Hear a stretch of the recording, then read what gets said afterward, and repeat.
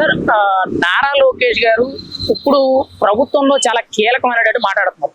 ఆయన చెప్పిందే వేదం, ఆయన చెప్పకపోతే అసలు ఏది జరగదు, ఆయన దృష్టికి వెళ్తే ఏ సమస్య పరిష్కారం అవుతుందనే కొన్ని వార్తలు వినపడతాయి. అసలు ఆయన పరిపాలన తీరు ఎలా ఉందంటారు? మీరేం చెప్తారు ఒక ప్రధాన? ఆయన ఇప్పుడు విద్యా శాఖ మంత్రి మరియు ఐటీ శాఖ మంత్రిగా ఆయన పనితీరు చాలా బాగా పనిచేస్తున్నారు. మా అందరికి యూత్ లో ముఖ్యంగా అందరికీ కూడా ఒక ఆశ కలిగిందండి, ఇతని వల్ల ఉద్యోగాలు వస్తాయి, రాష్ట్రం అందరికీ నిరుద్యోగ సమస్య తీరుస్తారని. అలాగే గతంలో మీద ఇప్పుడు లోకేష్ గారి పనితీరు చాలా మార్పు వచ్చిందండి, స్పందిస్తున్నారు. అలాగే ప్రజా దర్బార్లో ఎవరు వచ్చినా ఏ సమస్య తీసుకొచ్చినా సరే అక్కడికక్కడే వాళ్ళ అధికారులని వాళ్ళ పిఎల ద్వారా వెంటనే సమస్యకి పరిష్కారం జరుగుతుంది. ఏదైనా మేజర్ సమస్య ఉందంటే ఆయన ఓపెన్ గా చెప్తున్నారు, ఇది టైం పడుతుందమ్మా అని. ఆ టైంలోనే ఆయన చక్కబెట్టేటట్టు చేస్తున్నారు. ఏదైనా కానీ ఆయన అంత బిజీ టైంలో కూడా వారానికి ఒక రోజు పార్టీ ఆఫీసులో ప్రజా దర్బార్ కార్యక్రమం అన్నది చిన్న విషయం కాదండి. ఒక 5,000 మంది వస్తున్నారు, 6,000 మంది వస్తున్నారు. కానీ లాస్ట్ టైం ఎక్కువ మంది వచ్చారు, ఇప్పుడు ఎక్కువ మంది వచ్చారు. కానీ అంత ఓర్పుతో సహనంతో ఆయన ప్రతి ఒక్కరిని ఆప్యాయతగా, ఇప్పుడు నాయకుడు అన్నవాడు వచ్చినాడు కలుస్తారు, అది వేరు. తల్లి వచ్చిన చిన్నపిల్ల వచ్చిన ఆప్యాయతంగా అమ్మ ఏంటి మీ సమస్య అని ఎంతో ఓదార్పుగా చాలా ఆప్యాయతగా ప్రేమగా ఒక కుటుంబ సభ్యుడిగా ఆయన అందరినీ పలకరించి అక్కడ సమస్యను అక్కడికక్కడ పరిష్కారం చేస్తున్నారు. అంటే పట్టించుకునే తీరు అనేది బాగుందంటారా? సమస్య మీద వెళ్ళిన బాధితుల్ని పరామర్శించడం కానీ సమస్య పరిష్కరించడం కానీ బాగుందంటారా? పరిష్కరించడం కూడా చాలా బాగుందండి. అక్కడికి వచ్చిన వాళ్ళు కూడా నిజంగా ఇప్పటికి వచ్చి ఏ రాజకీయ నాయకుడు కూడా, ఈవెన్ ముఖ్యమంత్రి చంద్రబాబు నాయుడు గారు కూడా ఎప్పుడు అలాగా అంత ప్రేమగా ఎవరిని తీసుకొని ఉండరు. ఈయనలోను నిజంగా అందరికి మాకు మెచ్చేది ఏంటంటే, ముందు అక్కడ సమస్య కోసం వెళ్ళాడు ఎవడన్నా సరే ఆయన ప్రత్యేకించి ఆయన సొంత మనిషి కింద తీసుకుని ఒక కుటుంబ సభ్యులు ఎవరికన్నా ఇబ్బంది వస్తే ఎలా సమస్యకి ఎలాగ ముందు ఆదుకుంటాకి ప్రయత్నం చేస్తారో అలా కౌగులు చేసుకుని ఆలింగనం చేసుకుని ఆయన వెంటనే స్పందిస్తున్నారండి. ఆ తీరైతే అద్భుతం. ఆన్లైన్ లో కూడా ఏదైనా ఆయనకి సంబంధించిన సోషల్ మీడియా టీమ్స్ కి ఏదైనా పోస్ట్ పెడితే రెస్పాన్స్ వస్తుంది, అక్కడి నుంచి కూడా యాక్షన్ తీసుకుంటారని వింటున్నాం. అది ఎంతవరకు? ట్విట్టర్ లో చాలా మంది, అది పబ్లిక్ అనేది అన్ని పార్టీల నుంచి ఉంటారండి. ట్విట్టర్ లో మాకు ఈ సమస్య ఉంది, నేను ఇలా హాస్పిటల్లో ఉన్నాను, మాకు ఇలా క్యాన్సర్ తో బాధపడుతున్నాను ఎవరైనా ట్విట్టర్ లో కానీ మెయిల్ కానీ చేస్తే వాళ్ళ టీం అద్భుతంగా పనిచేస్తుందండి. అదైతే మట్టి మాత్రం టెక్నాలజీ రూపంలో మట్టి మాత్రం ఆయన బాగా ఉపయోగించుకుంటున్నారు. వాళ్ళ టీం అయితే అందులో అహర్నిశలు కృషి చేస్తున్నారండి. ఇప్పుడు నారా లోకేష్ గారు సమస్యల పరిష్కారం మీద ఇంత దృష్టి పెట్టడం పక్కన పెడితే, అధికారులు కూడా ఉరుకులు పరుగులు పెట్టేస్తున్నారు. కొంతమందిని సపరేట్ గా కొంత వార్నింగ్ ఇచ్చి కూడా మీరు సరిగ్గా పని చేయకపోతే ఎలా ఉంటుందో పరిస్థితి అని చెప్పి కొంత వార్నింగ్ చేస్తున్నట్టు కొన్ని వివరాలు వినపడుతున్నాయి. అంటే సార్ అధికారులు అంటే వాన్ డిపార్ట్మెంట్ వరకు వాళ్ళ అధికారులని ఆయన ఖచ్చితంగా చేయాలి, కష్టపడి నేను కష్టపడుతున్నాను, సీఎం గారు 24 గంటలు బాగా కష్టపడుతున్నారు, రాష్ట్రం కోసం మనం అందరూ కష్టపడాలి అన్నారండి. గత 5 సంవత్సరాల్లో కొద్ది స్తబ్దతగా తయారైంది అధికారుల్లో కూడా. దాని మీద కొద్దిగా ముఖ్యమంత్రి గారు అన్ని అభివృద్ధి పనుల మీద ఉంటున్నారు. అడ్మినిస్ట్రేషన్ ఆయన కూడా చూడాలంటే అన్ని చూడలేరు.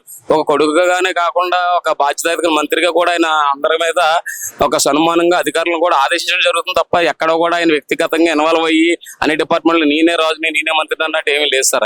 ఆయన పనితీరు మాత్రం అద్భుతంగా పనిచేస్తారు. ఇప్పుడు విద్యాశాఖలో చాలా కీలకమైన మార్పులు తీసుకొస్తున్నాం అని చెప్పి చెప్తున్నారు.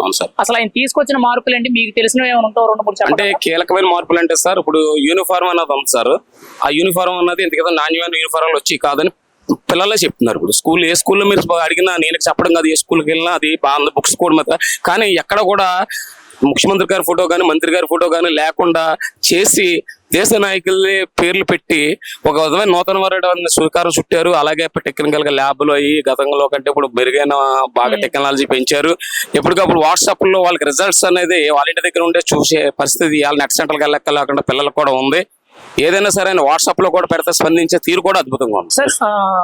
మంత్రి నారా లోకేష్ గారు అధికారంలోకి వచ్చినప్పటి నుంచి కూడా సీఎం గారి కంటే కూడా ఆయన హవా ఎక్కువ అవుతుంది. ఆయన చెప్పిందే వేదం, ఆయన చెప్పిందే పాఠం అనేటట్టు, ఆయన మాటలేంది ఇది జరగట్లేదు అన్నట్టు మాట్లాడుతున్నారు. నిజంగా ఆయన పరిపాలన ఎలా ఉంది? ఆయన ఏం చేస్తారు? అదేం లేదండి సార్, సీఎం సార్ కాకుండా సార్ ఏం చేయడు. సీఎం సార్ అనుసరించుకొని సార్ దాన్ని ఫాలోఅప్ చేసుకుంటా సార్ ముందుకు తీసుకుపోతాడు. ఏదైనా సమస్యలు ఉంటే వెంటనే దాన్ని పరిష్కారం చేస్తారు నారా లోకేష్ సార్. ఒక రకంగా అధికారులందరినీ కూడా ఉరుకులు పరుగులు పెట్టేస్తున్నారు. పని జరగకపోతే అసలు ఊరుకోవట్లేదు అన్నట్టు మాట్లాడుతున్నారు. మీరేమంటారు? అంటే అది పని జరగకపోతే చేయాల్సిందే పని కాబట్టి చేస్తున్నారు సార్. అది వేరే రకంగా అర్థం చేసుకోవాల్సిన అవసరం లేదు. అది సార్ బాగా ప్రజలకు బాగా మంచి మేలు చేస్తున్నారు. ఓకే, ఇప్పుడు ప్రజా దర్బార్ అని చెప్పి ప్రతి వారం కూడా పార్టీ కార్యాలయంకి వచ్చి స్వయంగా ఆర్జీలు స్వీకరిస్తున్నారని చెప్తున్నారు. నిజంగా అసలు సమస్యలు ఏమవుతున్నాయి, ఎంతవరకు పరిష్కరిస్తున్నారు, అసలు ప్రజలకు ఎంతవరకు కూడా వాళ్ళు పట్టించుకున్న తీరు ఎలా ఉందని అంటారు? ప్రతి అర్జీ ఇచ్చిన వాళ్ళది ఎక్కడెక్కడ ఉన్నారో, ఎక్కడ జిల్లా ఉంచి వచ్చారో ఆ జిల్లాకు అది ఏ సమస్య ఉందో ఆ జిల్లా అధికారికి వెంటనే పంపించేస్తున్నారు. ఉమ్. ఆ సమస్య అప్పటికప్పుడు దాన్ని క్లియర్ చేస్తున్నారు, ఫాలోఅప్ చేస్తున్నారు. మరి పనితీరు విషయానికి వచ్చేటప్పటికి రాష్ట్ర వ్యాప్తంగా ఆయన ఒక మంత్రిగా ఉన్నారు, మంగళగిరికి ఒక ఎమ్మెల్యేగా ఉన్నారు కదా, ఎలా ఉందంటారు ఆయన పనితీరు? బాగుందండి, బాగుంది సార్. ఓకే, ఇప్పుడు మరి కంపెనీలు తీసుకొస్తాం, పెట్టుబడులు పెట్టి యువతకు ఉద్యోగాలు ఇస్తా ఉంటున్నారు కదా, అసలు ఎంతవరకు జరిగినాయి మీరేం చెప్తారు? సార్ తెస్తున్నాడు కదా, మా కంపెనీలు బాగా ఫాలోఅప్ చేస్తున్నాడు, తీసుకొస్తున్నాడు, బాగా చేస్తున్నారు సార్. రీసెంట్ గా విశాఖకి గూగుల్ డేటా సెంటర్ అనే కంపెనీ వచ్చింది కదా, దాని మీద మీ అభిప్రాయం ఏంటంటారు? బాగా మంచిదే కదండి, బాగా ఇచ్చినట్లే కదా సార్. ఇంతకుముందు వైసీపీ ప్రభుత్వంలో చేయనిది సార్ చేసి మంచి చేసినట్లే కదా బాగా. నిరుద్యోగులకు మంచి అవకాశం కల్పించినట్టు కదా. ఇంకా వీళ్ళకి చదువుకునే వాళ్ళకి కానీ జాబుల కోసం చెంబడే వాళ్ళకి కానీ మంచి ఫలితం వచ్చినట్లేదు. మరి ఆ కంపెనీని మేము తీసుకొచ్చామని చెప్పి వైసీపీ వాళ్ళు చెప్పుకున్నారు కదా, క్రెడిట్ మాకు కావాలని అడుగుతున్నారు. తెచ్చింటే ఈ 19 నుంచి 24 వరకు ఏది ఒక కంపెనీ కూడా ఏడగని లేదు కదండి. అదే ఊరికి అంత వచ్చిందంటే మాదనేది, రాకపోతే మేము అంతా ఇది తప్ప నమ్మకం అపనమ్మకం తప్ప వాళ్ళది పొగడ్తలు తప్ప ఏది లేదు వాళ్ళ పంట. ఇప్పుడు మీరు చెప్పినట్టు వస్తే వాళ్ళది రాకపోతే మీది అనేటట్టు గత 5 ఏళ్ళు మరి ఎన్ని కంపెనీలు వచ్చాయనేది వాళ్ళకి తెలుసు, ప్రజలకే తెలుసు. కానీ ఇప్పుడు ఏమన్నారంటే ఇప్పుడు వచ్చిన ప్రతి కంపెనీ కూడా జగన్మోహన్ రెడ్డి దయతోనే ఆయన భిక్ష వల్లే వచ్చినాయి, దాన్ని చంద్రబాబు నారా లోకేష్ పబ్లిసిటీ చేసుకున్నారని చెప్పి వైసీపీ సోషల్ మీడియాలో ప్రచారం చేస్తారు. మీరేమంటారు? అవన్నీ బోగస్ అండి. వాళ్ళు ఇది బూటపు ప్రచారాన్ని సృష్టించుకుంటున్నారు, అంత తప్ప వేరే ఏం లేదు. వచ్చిందంటే 19 నుంచి 24 వరకు ఏ కంపెనీ వచ్చినా తెలియదండి, ఏమి తెలియదు. ఈ 24 నుంచి వచ్చే కంపెనీలో ఎవరు వస్తే ఎవరు చూసి అభివృద్ధి చూసి వస్తున్నాయి, నారా లోకేష్ గారు చూస్తున్నాయా, చంద్రబాబు సార్ చూసి వస్తున్నాయా అనేది అర్థం చేసుకోవాలా. అందరికీ తెలుసు, ప్రజలకు అందరికీ తెలుసు ఎవరు చూసి వస్తున్నాయి ఏం కదనేది. ఒకరు వాళ్ళు బూట కప్పు ఈ ప్రవర్తన చేస్తే ఏ ఊరు నమ్మే పరిస్థితి లేదు ప్రజలు. ఎందుకంటే ఈ ప్రచారాలు ఇప్పుడు చెయ్యని దానికి ఇలా చేసినట్టు డబ్బా కొట్టుకోవడం అంత అవసరం అంటారా? వాళ్ళు ఇంతకుముందు 14 నుంచి 19 వరకు ఆ డబ్బా ప్రచారం చేసి ఒక అవకాశం అని చేసి, అందువల్ల ఇది మళ్ళా స్టార్ట్ చేశారన్నమాట. మళ్ళా ఇప్పుడు 24లో ఇట్లా చేసుకుంటూ పోతే ప్రజల్లో ఒకటి నెగిటివ్ వస్తుంది, కొద్దిగా మనకి అనుకూలంగా వస్తుంది అనే ఉద్దేశంతో ఈ నెగిటివ్ చేస్తున్నారు తప్ప వేరేది ఏది లేదు. మరి జగన్మోహన్ రెడ్డి గారు ఎక్కడికి వెళ్ళా కానీ ప్రజాదరణ ఎక్కువైపోతుంది, అసలు ప్రజలు ఆయన్ని సీఎం గా కోరుకుంటారని చెప్పి పెళ్లిళ్ళకి వెళ్ళా, ఫంక్షన్కి వెళ్ళా, పరామర్శింపు కార్యక్రమాలకు వెళ్ళా విపరీతమైన జనసందం వచ్చేస్తుందని చెప్తున్నారు. అది ఎంతవరకు వాస్తవం అంటారు? అండి ఎక్కడ మ్యారేజ్ పోతాం, మామూలు మ్యారేజ్ కి పిలుచుకుంటారు, దాంట్లో ఎవరు పోయినా చేయి అంటారు కానీ వేరే అధికారంగా ఏం లేదు కదా. అది ఎక్కడ పోయినా అదే వాళ్ళ కొంతమంది పార్టీ కార్యకర్తలు ఉంటారు, అది ఆడికి పోయినా వాళ్ళే తప్ప వేరేది ఊరు లేరు, స్వచ్ఛందంగా వచ్చేవాళ్ళు లేరు. పార్టీ కార్యకర్తలు కొంతమంది వాళ్ళు చేసుకుంటూ పోతుంటారు అంతే, ప్రచారం వేరే ఏం లేదు. సార్, నారా లోకేష్ గారు ముఖ్యమంత్రి గారి కొడుకైన నారా లోకేష్ గారు ఈ రోజు రాష్ట్రంలో ఆయన చెప్పిందే వేదం, మాట్లాడిందే చట్టం అనే విధంగా కొన్ని ఆరోపణలు వినపడుతున్నాయి. అసలు ఆయన మంత్రి అయిన తర్వాత ఆయన పరిపాలన తీరు ఎలా ఉంది, ఆయన వ్యవహార శైలి ఎలా ఉంది, మీరేం చెప్తారు? ఆయన విద్యాశాఖ మంత్రి అయిన తర్వాత ముఖ్యంగా మన చాగంటి కోటేశ్వరరావు గారిని తీసుకురావడం అనేది చాలా చాలా చాలా పిల్లలకు భవిష్యత్ తరాలకు కూడా చాలా మంచి పని చేశారు. చాగంటి కోటేశ్వరరావును విద్యాశాఖ సలహాదారునిగా నియమించడం అనేది అదొక్కటి చాలు. తెలుగుదేశం ప్రభుత్వానికి అదొక్కటి చాలు. వైసీపీ ప్రభుత్వంలో తెలుగుదేశం ప్రభుత్వంలో తేడా ఏమంటే, వైసీపీ ప్రభుత్వంలో మహిళలకు ఎంత గౌరవం ఇచ్చేవాళ్ళు, టీడీపీ ప్రభుత్వంలో మహిళలకు ఎంత గౌరవం ఇస్తున్నారు అనేది అదొక్కటి చాలు. తెలుగుదేశం పార్టీకి ఏం అవసరం లేదు, అదొక్కటి. పార్టీలో మహిళలకు ఎంత ఉన్నత స్థానము, ఎంత మంచి హోదాలు, ఎంత మంచి ఎక్కడే కానీ బూతులు కానీ రాజకీయంలోనే మార్పు వచ్చేసింది. లోకేష్ గారు రావడం ద్వారా రాజకీయంలోనే మార్పు వచ్చేసింది. మహిళల పట్ల ఉన్నత విలువలతో సంస్కారంతో మాట్లాడడం తెలుగుదేశం కార్యకర్తలు ఎక్కడే కానీ వైసీపీ మహిళలను కానీ ఇంకోరిని కానీ చెడ్డ పదాలు వాడకుండా ఏదంటే పార్టీ పరంగా విమర్శించండి, పార్టీ పరంగా చేయండి అని కానీ చెప్తున్నారు. కానీ వైసీపీలో ఎంత అసలు అమ్మలను అక్కలను మాట్లాడే వాళ్ళు ఇప్పుడు ఎక్కడైనా ఒక్క అట్లా వర్డ్ వినపడుతుందా? అదొక్కటి చాలు. తెలుగుదేశం పార్టీ ప్రభుత్వం పరిపాలన ఎట్లుంది అనేదానికి అదొక్కటి చాలు. నారా లోకేష్ గారి పనితీరు ఎలా ఉందంటారు? ముఖ్యంగా మంగళగిరి నియోజకవర్గంలో కానీ ఆయన విద్యాశాఖ ప్లస్ ఐటీ శాఖ మంత్రిగా ఉన్నారు కదా, ఈ శాఖలో ఆయన పనితీరు ఎలా ఉందంటారు? ఇప్పుడు 137,000 కోట్లు వైజాగ్ తీసుకొచ్చినారు.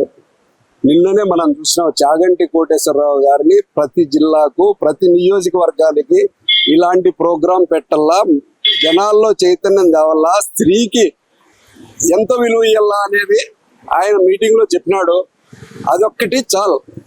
జీవితంలో మంచి అంటే లేడీస్ కు ఎట్లా ఇది కావాలని పిల్లోళ్లకు ఈ వయసు నుంచే మనం నూరి పోస్తున్నాం.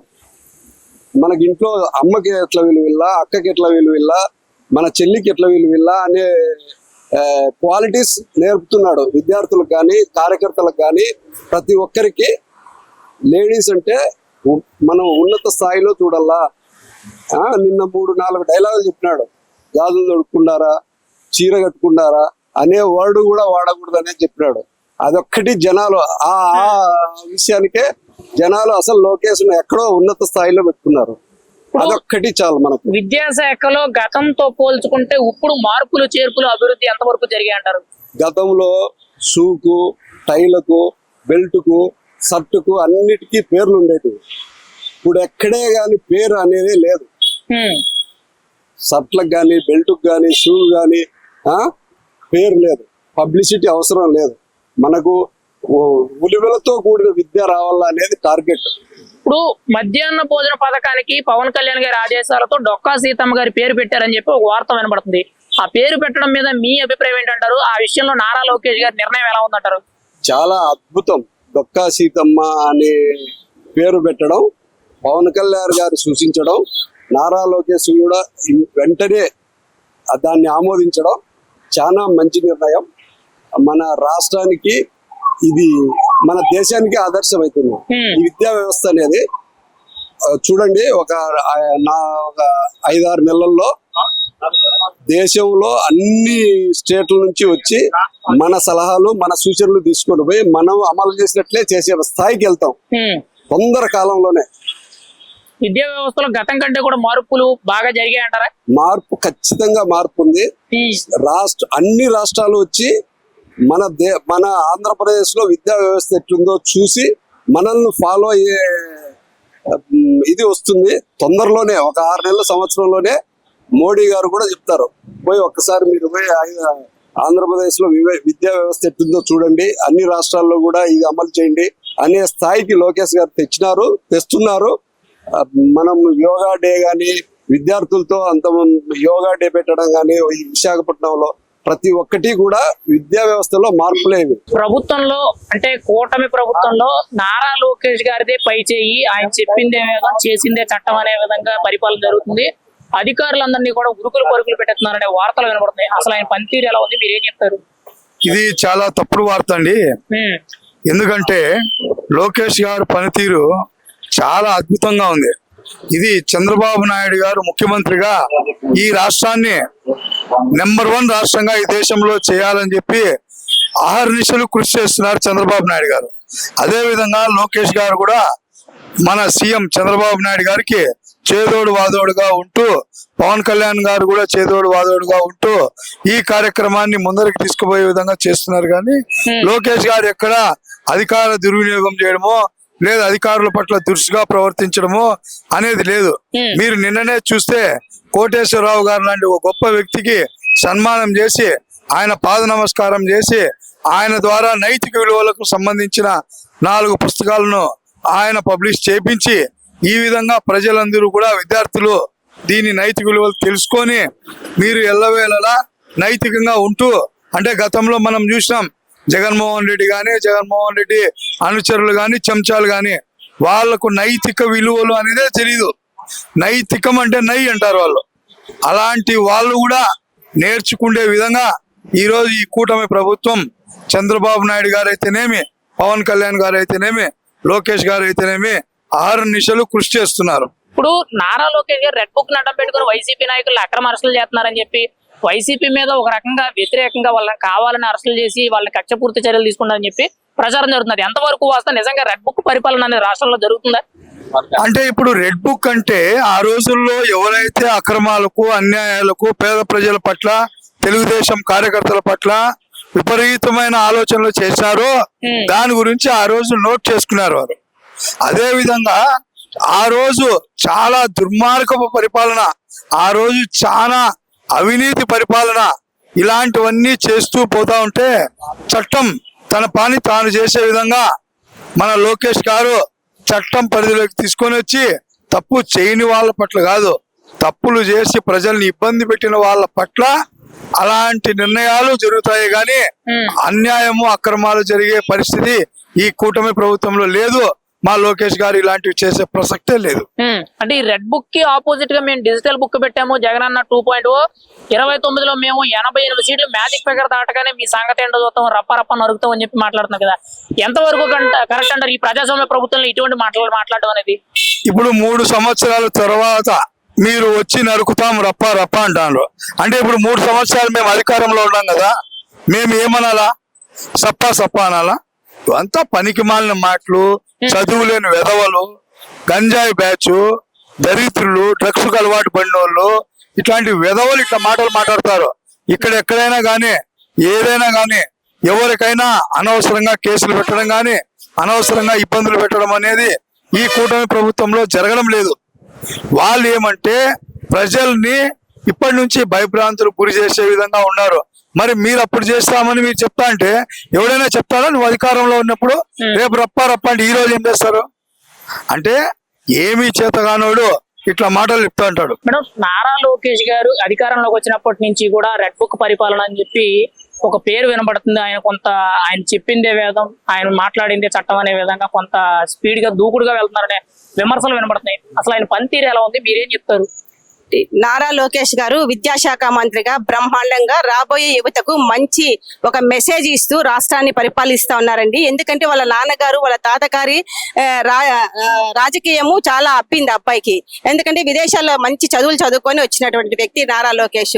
ఈ రెడ్ బుక్ రాజ్యాంగం అనేది ఏంటంటే గత 5 సంవత్సరాల్లో రాజశేఖర రెడ్డి కొడుకు ఎవరైతే ఉన్నారో జగన్మోహన్ రెడ్డి గారి పరిపాలనలో ఎన్ని అరాచకాలు జరిగినాయో, ఎంత అవినీతి జరిగిందో అవన్నీ కూడా రెడ్ బుక్ లో నమోదు చేసుకోవడం జరిగింది. మేమేం భౌతిక దాడులు చేస్తామని చెప్పి నారా లోకేష్ చెప్పలా. వాళ్ళలాగా చట్ట ప్రకారము ఎవరైతే అన్యాయం చేశారో అక్రమాలు చేశారో వాళ్ళందరినీ కూడా చట్టపరంగా యాక్షన్ తీసుకుంటామని చెప్పి ఒక రెడ్ బుక్ రాజ్యాంగాన్ని తీసుకురావడం జరిగింది. రెడ్ బుక్ రాజ్యాంగం అంటే మీరు ఎందుకు అంత భయపడుతున్నారు? రాజారెడ్డి రాజ్యాంగం అయితే తీసుకురాలేదు కదా, కాబట్టి రెడ్ బుక్ లో మీరు తప్పు చేయకపోతే మీరు ఎందుకు భయపడాలి? కాబట్టి ఈ రోజు నారా లోకేష్ గారు రెడ్ బుక్ ను పెట్టుకొని దాంట్లో ఎవరైతే తప్పు చేశారో వాళ్ళ పేర్లు నమోదు చేసుకోవడం జరిగింది. అటువంటి వాళ్ళకు శిక్ష తప్పకుండా ఉంటుంది. పరిపాలన తీరు విషయంలో, పనితీరు విషయంలో ఎలా ఉందంటారు ఆయన వ్యవహార శైలి? ఏదైనా సమస్య వస్తే ప్రజలు పట్టించుకునే తీరు ఎలా ఉందంటారు? మీరే చూసారు కదా, గత 5 సంవత్సరాల ప్రజల గురించి ఏమాత్రం పట్టించుకున్నారు, ఇప్పుడు ప్రజలకు ఏమాత్రం పట్టించుకున్నారో మనం అందరం చూస్తానే ఉన్నాం. ఈ 1.5 సంవత్సరం పైన అయితే ఉంది రాష్ట్రం అధికారంలోకి వచ్చిన తర్వాత ఎన్డీఏ కూటమి. ఈ 1.5 సంవత్సరంలో రాష్ట్రం బ్రహ్మాండంగా అభివృద్ధి బాటలో ముందుకెళ్తా ఉంది. రాజధాని విషయంలో కానివచ్చు, అదే విధంగా విద్యార్థుల విషయంలో, మహిళల విషయంలో కానివ్వండి, అన్ని రంగాల వాళ్ళని పైకి తీసుకురావాలి. ముఖ్యంగా పరిశ్రమలు తీసుకురావాలి, యువతకు ఉద్యోగాలు కల్పించాలి అనే ఆలోచనతోటి చంద్రబాబు నాయుడు గారు కానివ్వండి, నారా లోకేష్ గారు కానివ్వండి, పవన్ గారు కానివ్వండి, వీళ్ళందరి నాయకత్వంలో రాష్ట్రం బ్రహ్మాండంగా అభివృద్ధి పాటలో పరుగులెత్తుతా ఉంది. ముఖ్యంగా విద్యాశాఖలో అసలు ఈ 2 సంవత్సరాల దగ్గరికి వచ్చింది కదా కూటమి ప్రభుత్వం వచ్చిన తర్వాత, ఈ మధ్య కాలంలో అసలు ఏం మార్పులు జరిగి మీకు తెలిసినవి ఏమైనా ఉన్నాయంటే అసలు విద్యాశాఖ ఎలా ఉందంటారు? బ్రహ్మాండంగా విద్యాశాఖలో ఈ రోజు ఎవరైతే విద్యాశాఖలో పనిచేస్తున్నారో ఒక చిన్న స్థాయి ఎలిమెంటరీ స్కూల్ టీచర్స్ నుంచి పై ఇంజనీరింగ్, మెడికల్ కాలేజీల వరకు కూడా ప్రతి ఒక్కరూ కూడా ఎక్కడ అవినీతి లేకుండా బ్రహ్మాండంగా చదువుల విషయంలో ముందుకెళ్తా ఉన్నారండి. ఎందుకంటే అన్ని చదువుల వాళ్ళని కూడా అభివృద్ధి చేయాలి. ఎందుకంటే ఈ రోజు యువత బాగుంటేనే రాష్ట్రం బాగుపడుతుంది. యువత బాగుండాలంటే ఏం కావాలి? వాళ్ళకి మంచి విద్య అందించాలి. ఆ విద్య అందించాలనేటువంటి ఆలోచనతోనే నారా లోకేష్ ముందుకెళ్తా ఉన్నారు. అయితే రీసెంట్ గా కూడా విద్యాశాఖకి సంబంధించి సలహాదారునిగా చాగంటి కోటేశ్వరరావు గారిని పెట్టుకున్నారు. ఆల్రెడీ మీరు మీడియా చూసానండి. ఎలా అనిపిస్తుందండి చాగంటి కోటేశ్వరరావు గారు సలహాదారునిగా నియమించడమే కానీ ఆయన ప్రభుత్వం నుంచి వచ్చే ఏ ఒక్క రూపాయి కూడా తీసుకోకుండా ప్రభుత్వానికి సహాయం చేయడం ఎలా అనిపిస్తుంది అంటారు? ఇప్పుడు చాగంటి గారు అనే వ్యక్తి మంచి ప్రవచనాలు మన రాష్ట్ర ప్రజలకు అందిస్తూ సమాజాన్ని ఒక మార్పులోకి తీసుకురావాలి, ఒక మంచి బాటలో నడవాలి అని చెప్పి ఆయన ప్రవచనాలని కూడా ఇస్తున్నారు. కులం లేదు, మతం లేదు, ప్రాంతం లేదు, పార్టీలు లేవు చాగంటి గారికి. అటువంటి వ్యక్తికి ఒక క్యాబినెట్ ర్యాంక్ ని అందించడం జరిగింది. ఇప్పుడు అదే చాగంటి గారు ఈ రోజు ₹1 కూడా తీసుకోకుండా ప్రభుత్వ పరంగా ఆయన ఏది ఉపయోగించుకోకుండా ఫ్రీ సర్వీస్ చేస్తా ఉన్నారు. మరి అలాంటి వాళ్ళని ఎంచుకొని పదవులు ఇవ్వడం అనేది సామాన్యమైన విషయం కాదు. అదే జగన్ రెడ్డి అయితే ఎవరు అవినీతి చేస్తారో, ఎవరైతే బూతులు మాట్లాడతారో, ఎవరైతే ప్రజలకు బ్యాడ్ మెసేజ్ ఇస్తారో అలాంటి వాళ్ళని ప్రోత్సహించినారు. ఇలాంటి వాళ్ళని ఎప్పుడైనా గతంలో ప్రోత్సహించినటువంటి దాఖలు ఎక్కడైనా ఉన్నాయా అండి? కాబట్టి నిన్న లోకేష్ గారు కూడా చాగంటి గారి గురించి ఒక మంచి మెసేజ్ అయితే ప్రజలకు ఇచ్చారండి.